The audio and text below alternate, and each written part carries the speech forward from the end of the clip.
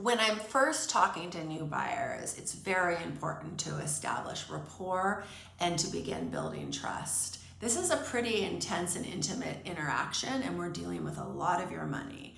So trusting me is something that is important to me because I know I can't do my job unless we've established that. So right off the bat, I'm going to bring that up. I'm going to want to hear all about what you want and what your budget is, and I'm going to be very straightforward about whether I think what you want is attainable. And I totally believe in miracles, and we've pulled many off in the past, so I'll be very clear with you about how realistic I believe your goals are. I also want to break down any fears or mystery about the process. I know people talk about how hard it is to buy in the Bay Area, so I'm going to break down from the first time you go out to look at open houses to making your first offer and what the actual offer process is like. And I'm going to talk about that at our first meeting because I think it's empowering. And then the other thing I really want to convey is that I will always be able to tell you what I think a home is worth, but it's critical that you believe in the price that you are offering for a home. And the only way for you to get there where you're gonna have an idea of the price and it's gonna be the winning number is if you have a lot of data points on board. I've got tons of data points in my brain because this is all I do. So I want to give those to you and I want you to start collecting them.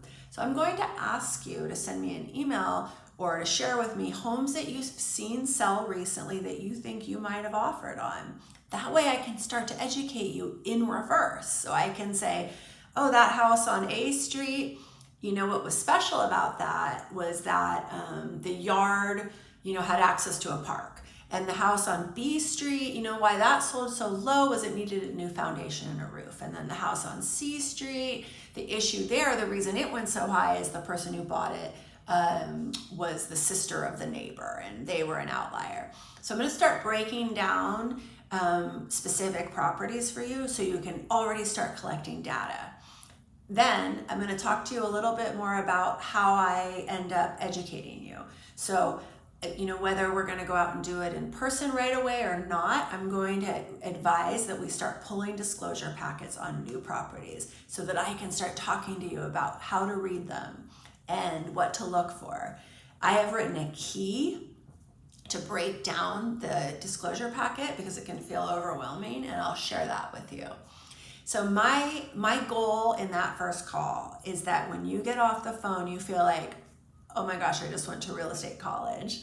I understand so much more than I did when I first went in. And to get you excited and enthusiastic and really feel positive and hopeful. I work full-time as a realtor. I'm obviously very passionate about it. I love educating new buyers. It's my greatest joy is to take somebody who knows nothing about homes and once they buy a home feels really comfortable there. And so I just can't wait to get started with you and meet you. So thanks for watching this video about being a buyer.